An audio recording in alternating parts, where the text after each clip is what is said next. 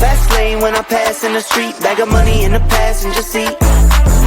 Simcoe's been asking for me on the road from the west to the east. Way up, I might never come down, cause the coast racking at the flight miles. So high, I might never come down, so what, this is my lifestyle.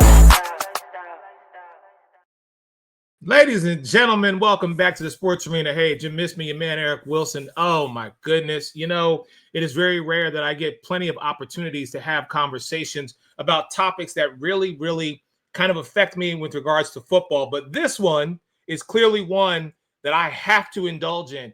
And not because of what happened, but because of the two men who I am bringing on who are part of this equation. So let me first bring in a man that I have not spoken to in quite some time. He is doing so much in North Florida that whenever I get the opportunity to introduce this man, ladies and gentlemen, we're talking about a 2-decade friendship that has spanned across the globe and back. He is phenomenal in the Gainesville area. He is covering all facets of college sports, and just his energy, his electricity, but most importantly, his enthusiasm is why I love Jake Rongholt. Welcome back in to the Sports Arena, my brother. God, it is good to see you. You look well.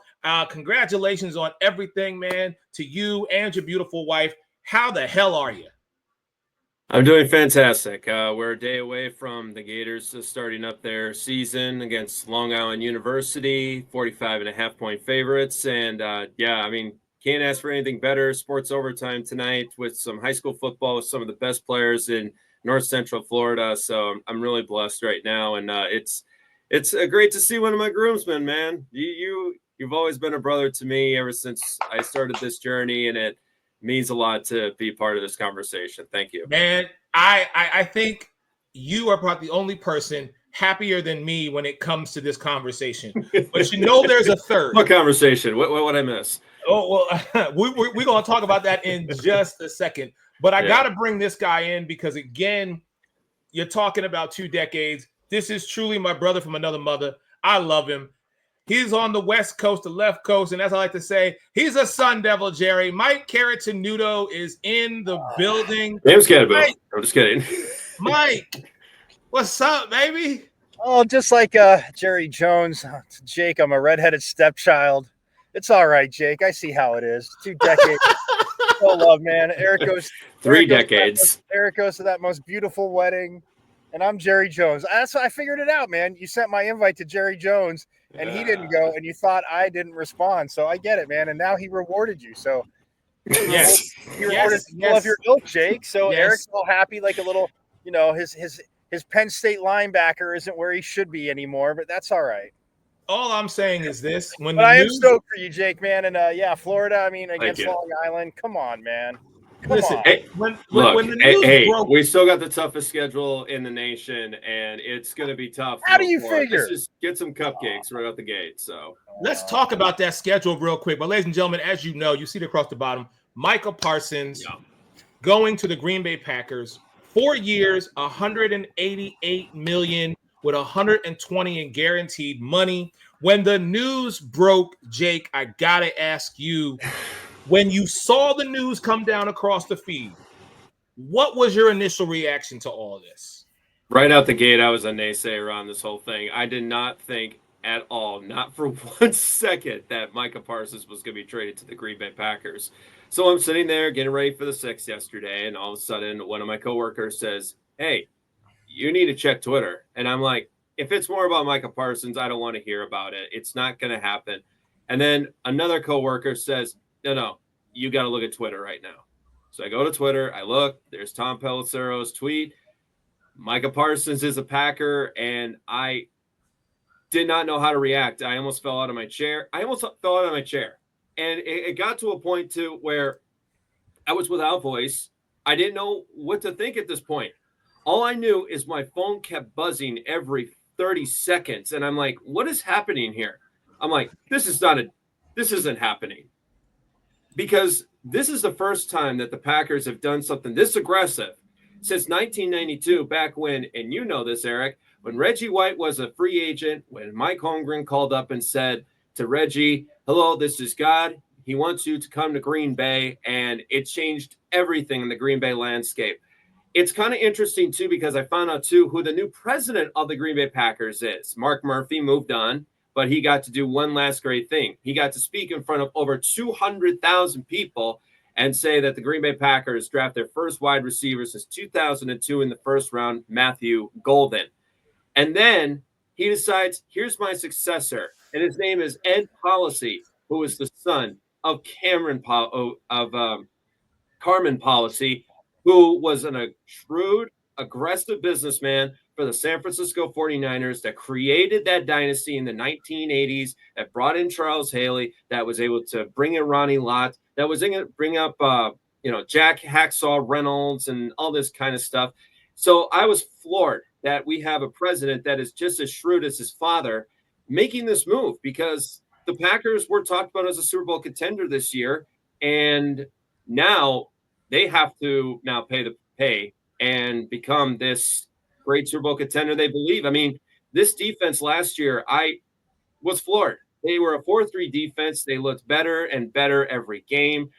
They were first in turnovers, first in sacks. They had 45 sacks last year. 45. We haven't had 45 sacks probably since, I don't know, Don Capers' first year or Fritz Shermer. I mean, back to the 90s. This is a game changer for the Packers, and it's not just Micah Parsons. It's Rashawn Gary. It's Edrin Cooper. It's Kingsley Enagbare. It's Lucas Van Ness. And Jeff Hafley has a lot to work with here. So I'm still getting over this. I'm basically like Eddie Murphy from Coming to America when he screams out, "Good morning, my neighbors." And Mike is screaming. And Mike is screaming. And Mike is the one screaming back. That's what I'm coming back from the rest of the NFC North. My Bear fan buddies are just losing it right now. The Viking fans are despondent. It is just a great day to be a Packer fan right now. So, hey, Mike, you need a hug?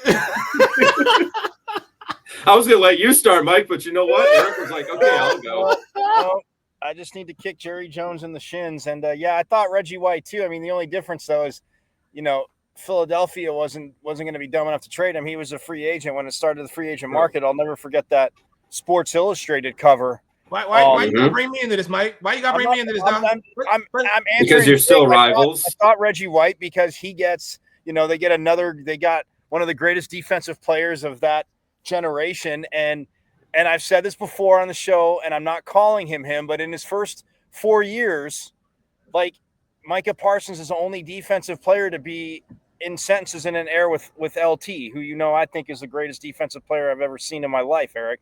We can all agree on that, Mike. And you know what? Let me just stop you right there, because when I went back and looked at everything that Micah has done in his first 4 years in Dallas, 52 sacks in 4 years, listen, that speaks to who he is, okay? And I can honestly tell you, he was the thorn, the thorn in my rose, because it was like, I knew, as mediocre as your team is, Mike, and I will forever call them that because that's just how I feel about him. Sorry, not sorry.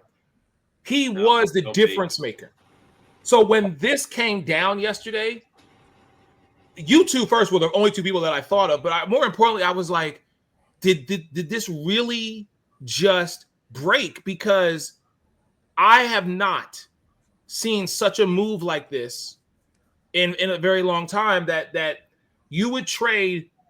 And we always talk about key pieces. We always talk about difference makers. We always talk about X factor. Styles make fights. Call it whatever you want to call it. But Micah was the guy in Dallas on the defensive side. And plus the fact that you're getting, another thing that he's obviously, last year, he came back and he was getting healthier, but you get a ball hawk like Deron Bland back. You get Trayvon Diggs, who's healthier, back. And when they were healthy and Trayvon Diggs was picking balls off like it was nothing, you're getting a pass rush. And when Micah Parsons came in, look, you talk about 52 and a half sacks in the 4 years. You talk about defensive rookie of the year unanimously, 3-time All-Pro, should have been an All-Pro his rookie year. And no, not just because I'm a Cowboys fan and a homer, but to me, I was just like, eye test alone. But still, 3 straight All-Pros. And it's mind-boggling that the quote, because looking at what was it? I think Jane Slater had talked to him. I read that too. And oh my goodness, basically the Cowboys said, he came back when the trade thing. He's like, look, Let's just get this done. And Jerry Jones, not talking to an agent, like I put it out there yesterday. I said, Jerry Jones, you don't deserve to win another Super Bowl ever again, which, Eric, you knew I felt that way after he fired Tom Landry. Even though they did win Super Bowls, Jerry Jones didn't deserve it. And then you spout off about Jimmy Johnson. You want credit for everything, Jerry. Well, you just traded away, like I said, the closest thing to Lawrence Taylor of this generation to a team, which Jake just said, don't need to dive back into those points, that defensively was right there. Jordan Love has grown offensively. Yeah, I mean, you take a first-round receiver, but, I mean, they're pretty deep at receiver.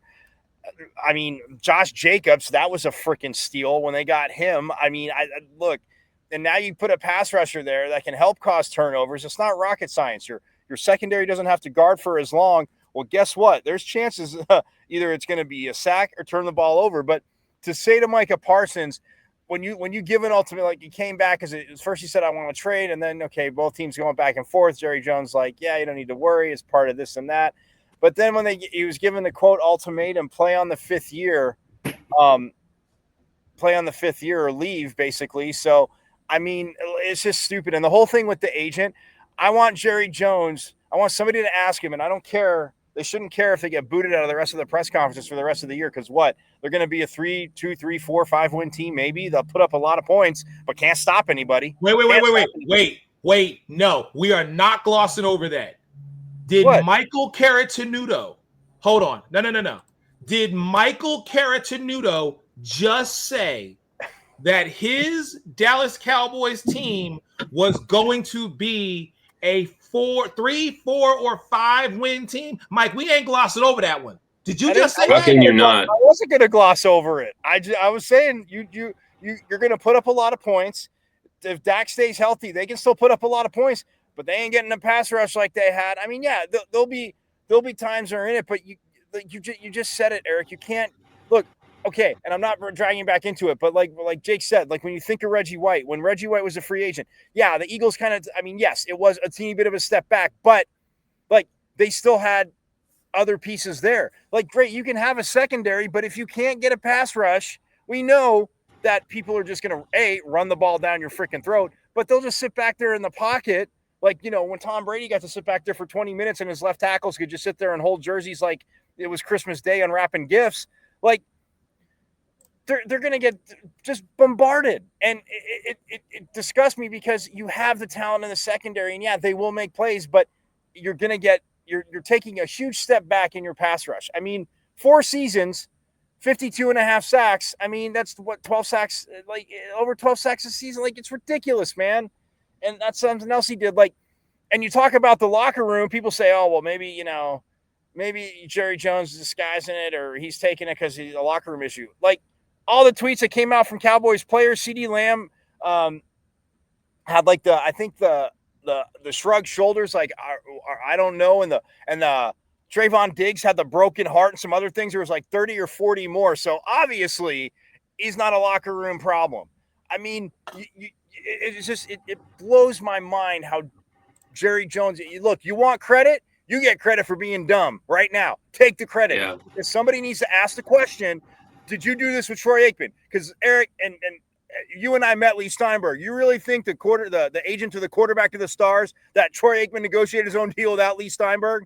You think Jerry did it that way? You think Jerry did it when Emmett held out for 2 games? Go back to the glory days. I mean, fast forward through whatever player like Jason Witten, Tony Romo, Zach Martin.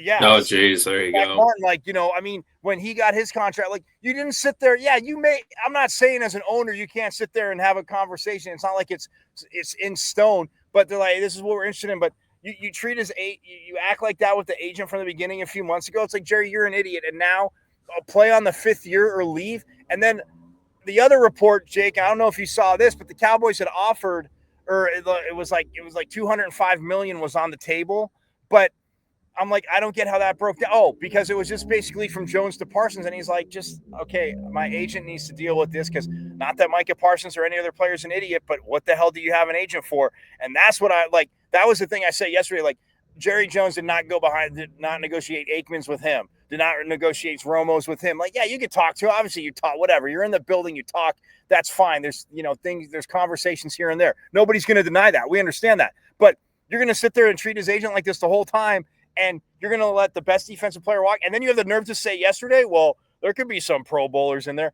And Jake, I still haven't changed my feeling, not because the game has changed, but the Pro Bowl. Anything fans can vote for, I don't care. The two words I care about, and I know you do too, is all pro, because that comes from players. That comes from coaches. Yes. So when you're an all pro and you're doing that, that matters. So Jerry Jones, you want credit. You wanted to get rid of Jimmy Jones. Oh, anybody could coach this team. Clearly, because Brian Schottenheimer's your new head coach. Okay. So, You know what? Mr.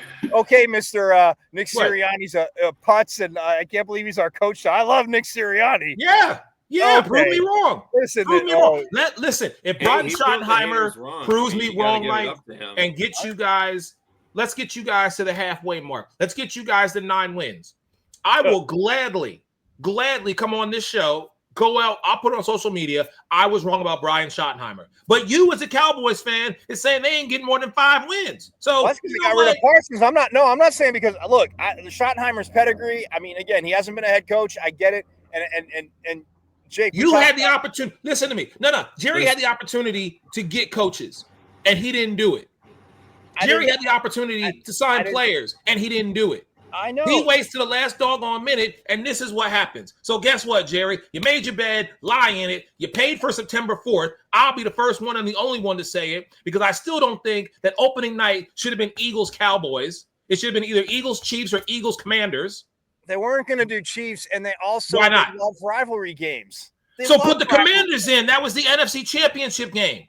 Yeah, but do a rematch of the NFC Championship game on opening night. But let's remember though, Eric, Jerry Jones is still one of the most influential owners in the National Football League. So he was going to get this game, and that is exactly what do you think is going to happen? The Cowboys and the Eagles on Thursday night is going to be the most watched event of the week. It's going to trounce college football. No one's going to care about it. The ratings are going to be high because that's just who Jerry Jones is. He is a brilliant businessman, but when it comes to football, the guy has no earthly idea wanted to do it to stick it to the Cowboys even more because the Eagles won the Super Bowl. Like it's going to be nasty. Eric, Jerry paid for this game. He paid for this game because he knew he was going to get the most media exposure. The only thing that is topping Thursday Night Football is the fact that Travis and Taylor got engaged. Congratulations to the two of them. That is the only thing that is trouncing, that is like higher in more demand, is watching their engagement, and it's Eagles Cowboys. Please, Jake, let me get to you because I know your time is valuable, brother. Because now I do have to ask you this question. Oh, good, man. Get a Coke and a smile. You'll be back in a moment. Jake, I got to ask you this question because, bro, here's your schedule, man.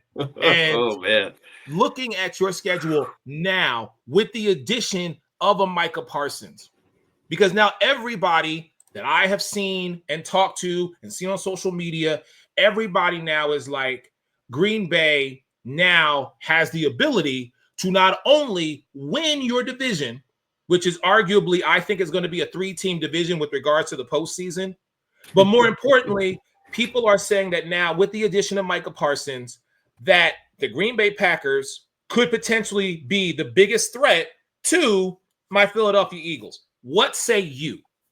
I could not agree more on that. I do think actually that the Packers are probably the biggest threat to the Philadelphia Eagles. Now in the NFL, not so much yet, but in the NFC, absolutely. Because if you look at the Packers and you look at the Eagles, now the Eagles are a very well-ran organization, and it's Howie Roseman. He's done a fantastic job because he not only, what makes teams like the Packers, the Ravens, the Chiefs, and the Eagles right now consistently in the postseason is because they are not only planning for the present, but they're also planning for the future. And that's what you have been seeing with these GMs that have been doing this work right now. And yeah, you got to say that the Packers are. Now that schedule is, they could go 4-0, 3-1 right now. I think the Commanders are going to be a tough one against Jaden Daniels. It's always tough against Jaden Daniels. So that's going to be definitely a question mark. And also with the Detroit Lions, that's a good football team. Dan Campbell is a terrific coach. Now they do have a new coordinator at defense and offense. So they could, be a little rusty out of the chute, and that could be a good opportunity for the Packers to win. And just like Michael said, I think one of the best moves I saw last year was getting Josh Jacobs. 15 touchdowns. The guy was at a career year. He was fantastic, and he's back again. And not only that, they're deep at the running back position. How can you not look at this team? Because especially when they went out, revamped their cornerback position. I mean, for goodness sakes, we got a wide receiver turned cornerback named Bo Melton, who might get some nickel and dime work in. But I mean, Nate Hobbs is going to be a consistent cornerback. You got rid of Eric Stokes, which was good to them. Jair Alexander is now with Baltimore. I mean, what I really like what Green Bay did was not only did they get younger, but they had more experience also, players that were able to come in. And not only that, this team has, switched up their blueprint, which is we'll grow from the inside and then we'll make an aggressive move, which exactly they did with Micah Parsons. How can you not go with this move? You have to. And now you have not one, not two, not three, but 4 legit pass rushers coming at you. You have Quay Walker, Endrin Cooper, you have Micah Parsons, and you got Rashawn Gary. That is going to be a brutal front 7 coming at you. So, yeah, I mean, if you're Detroit and that's a good football team, like I said, I would not doubt if they wouldn't get that win. But, yeah, I can't see another team currently that is able to, fight the Packers right now. Bears, I'm not sure yet. I mean, I need to see it for myself. Vikings, they got a new rookie quarterback. That's going to take some time. Their offensive line needs time to gel. It's a good defense they got. But I can't really see anybody in the NFC right now contending if you don't have the elite pass rusher that you do with Micah Parsons, because the Eagles defense is still really good. Yeah, you lost Milton Williams. I get that. But you still have leadership. You got Cooper DeJean. You got Quinyon Mitchell, Williston Zone, basically here in town. They love Quinyon Mitchell. Came down here for a football camp, did an interview with us. It was great. We were very happy to do that.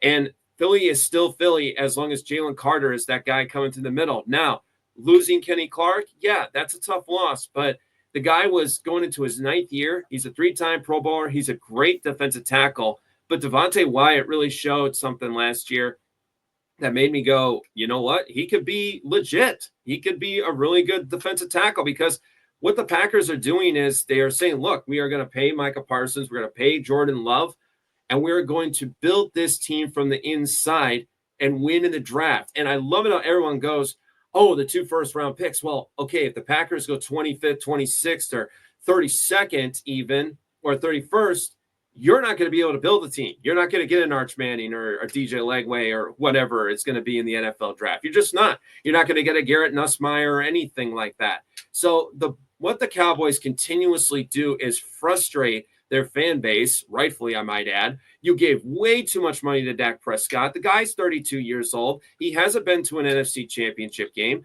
And I love it how everybody thinks, oh, they'll be fine. Their offensive line is bad. Their running game is, I don't know what the heck to say. Javonte Williams. I mean, the guys have been healthy for a full season for 3 straight years. He had 1,000-yard season, and that was in his rookie year. That was it. Otherwise, Jaden Blue, who's already hurt right now. So you have issues at running back, issues at offensive line. Your question mark now, the defense, because Matt Eberflus, is he going to be able to turn straw into gold? I don't know. And I still continuously say this. When I saw the show Landman, and I loved every single minute of it. It's Taylor Sheridan's best show. There is a scene in that show where Jerry Jones basically proves to us he is not the owner. This is the GM, Jerry Jones, showing he is one terrific actor.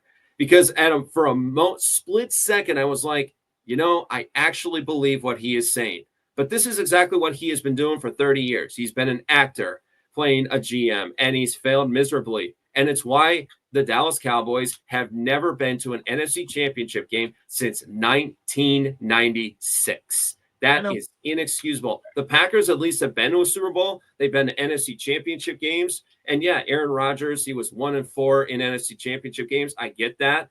But at least they've been there. At least they've been had a chance. The Cowboys have not.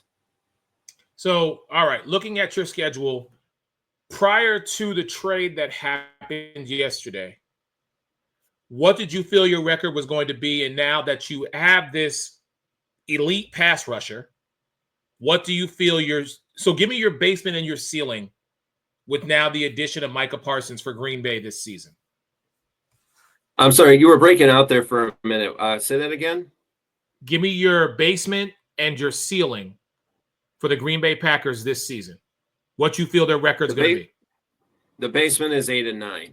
That's it. And that has to be where injuries occur when it comes to the offensive line, Josh Jacobs, Jordan Love. And I'm not going to put that, I'm not going to put that a bad juju on that or anything like that. But I'm saying that injuries could be a problem if it does go back to the quarterback position, the running back position, or even the wideout. This has got to be a healthy football team. They are very deep on defense, offense, not very sure yet. We're going to find out. Tucker Kraft coming back, very good tight end. Luke Musgrave is healthy, so you got 2 tight ends that are going to help there. There is no excuse that this Packers team, and look, I'm not saying that the Packers are going to the Super Bowl. I'm not saying that at all. I am a football fan that believes in surprise. I want to be surprised that if I see the Green Bay Packers playing in the Super Bowl. So right now, I am just going to say, look, they're going to the postseason. They'll win the division. That's as far as I'm going right now. I'm not going to do it. So you're saying, all right, so hold on. You're saying that the Green Bay Packers are winning the NFC North this year. That is what you're saying. Yes, I do. Because you have to. You have Jordan Love. He is healthy, which is good to know. Yes, he's coming back from a thumb injury, but he's going to be playing week 1. You have an offensive line that has proven, you know what, we got some legit players here. Now, it may take some time to gel, especially on that blind side with Jordan Morgan or Rasheed Walker, whatever they decide on that. But the funniest thing is that so many people put so much lock and stock in preseason. From my Green Bay source, he told me they're playing vanilla offense. They are not showing you a dang thing of what Matt LaFleur is going to do. So we don't know what Matt LaFleur and company have been doing here. And so I'm really excited to see what happens. I'm excited how they use Micah Parsons and Jeff Hafley. He could possibly be a head coaching candidate next year. I mean, I think he's a terrific defensive coordinator, and it is so good to say this. I am so happy to have the 4-3 defense back. I have missed it terribly. Watching that 3-4 defense, I was like, this is such a ploy. This is such a con game. I was so sick and tired of it. Getting that 4-3 back, it just showed that is Packer defense. That is what I grew up watching, not whatever the heck the 3-4 was. All right, fair enough. Jake, I am going to let you go. I know you've got plenty to do before the 6th tonight and everything that you have going on up there in North Central Florida, my brother. Much love to you. Thank you for being a part of this, as always. I know November 10th, we got a date. Let's see what happens. It's on, man. Football. It's on, man. I'm looking forward to Micah's revenge game against the Cowboys, and then I'm also looking forward to a revenge game against the Eagles. We need to get you back. Here's the thing. We're coming off of our bye week, so we have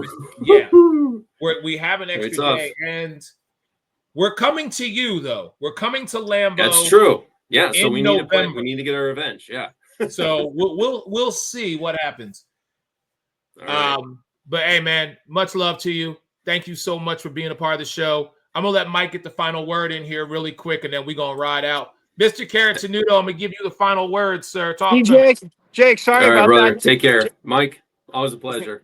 I was gonna say, Jake, Jerry Jones killed my computer because it was charged and all of a sudden it died, so I had to switch to my phone. I got you. But I'm gonna give you the final word on this, Mike. No, I heard what he was saying about the schedule. I mean, yeah, it's insane, and the fact that they play each other like week 4 in Dallas. I think that's a Monday night, right? I'm pretty. No, it's a Sunday. It might be Sunday Night Football. It's a Sunday. Yeah, it's a Sunday night game then. But I know it's a primetime game now, or if it was a primetime game anyway. But he goes back to Dallas. I mean, he might set a record for. He might have 7 sacks at Dak Prescott in that game. Like, it is Sunday Night Football, Mike. Okay, yeah. So I mean, it's week 4. I know that. So I mean, it's like everything. When Jake was talking about the schedule and their defense, and I did catch that. I was listening, and then but just to again, and like you said, the policy being I remember those Niners team. Obviously, a lot of people remember those Niners teams. But when you have a president that and yes, obviously the Packers, as we know, it's very what's the word I'm looking for? Obviously, it's unique that there's not truly one owner. It's a community-owned team, as we know, as they have their shareholders. Which I wish they would do that in Dallas and get rid of the owner. But hey, we can all have dreams and goals. But no, I mean, look, that's the thing. And I said 5 games. But what I was going to say to that too, when Jake was talking about the schedule, like I look at the Cowboys schedule and it's like, okay, there's games you can win, but they could be like the highest scoring, like under 500 team ever.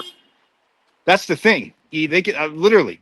And when I say that, and it's frustrating as hell because as much as I love defense, but like, yeah, you have to score.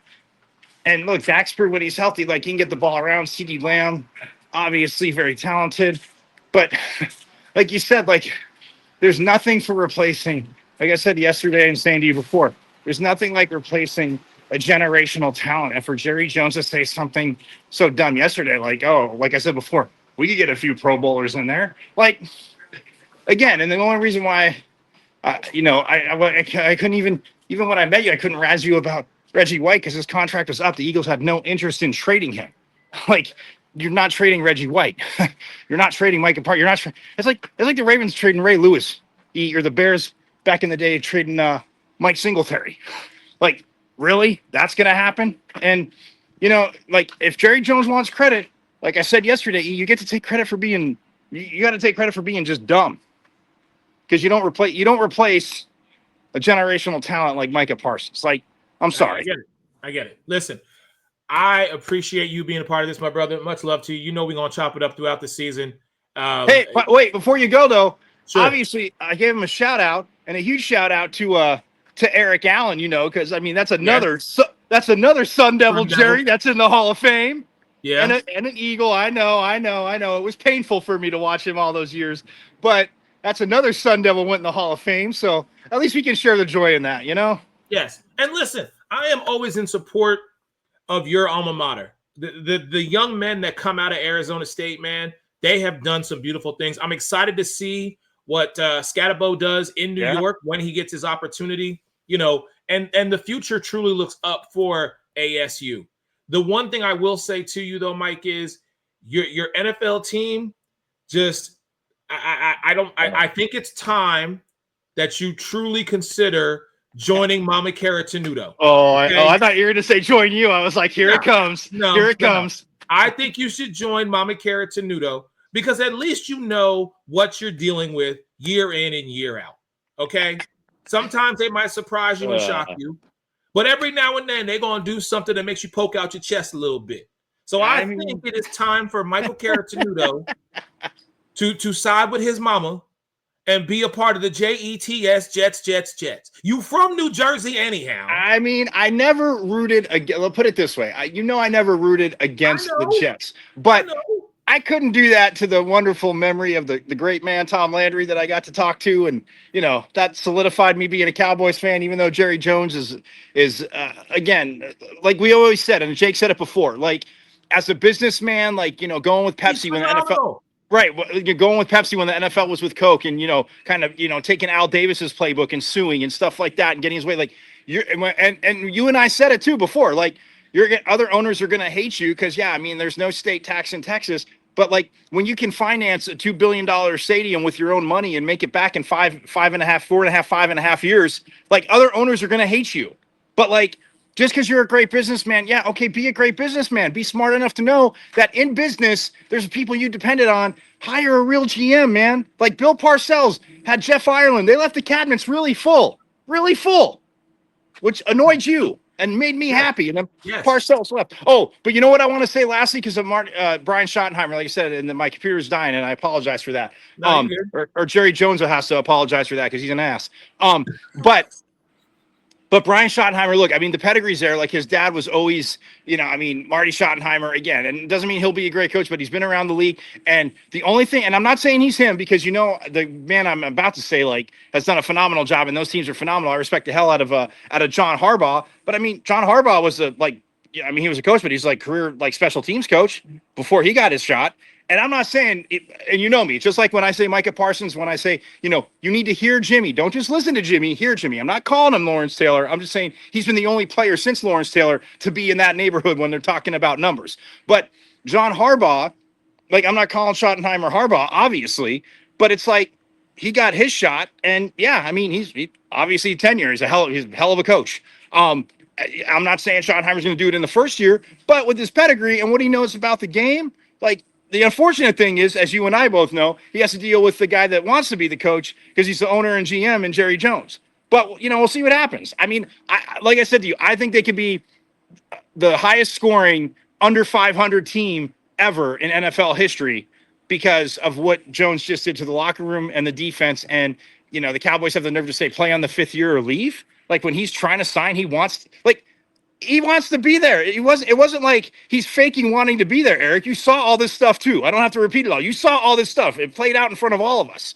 Like at what point, except for when he said, okay, I want to trade. And then he backed off that and they were talking and then they're like, play on the 5th year or leave. Like, are you kidding me? So anyway, I still love you. Yes, I still need a hug. You asked in the beginning. Yeah, I still need it. Jake can give me a hug too. Cause his team got rewarded for the Cowboys' stupidity. Yeah. My brother, much love to you. I'm definitely holler at you. Sorry. I'm just checking to make sure we ain't missing nothing else, man, but I'll chop it up with you, man. Stay blessed and I'll holler. All right. Go Devils. And I will talk to you soon, buddy. All right. Ladies and gentlemen, phenomenal sports arena. Much love to everybody. We're going to do this the whole entire season because, as you know, your boy, let me see which side is it. Oh, it's on this side. Yeah, that's right. The reigning, defending, undisputed Super Bowl 59 world champion Philadelphia Eagles. Much love. Everybody stay blessed. Peace.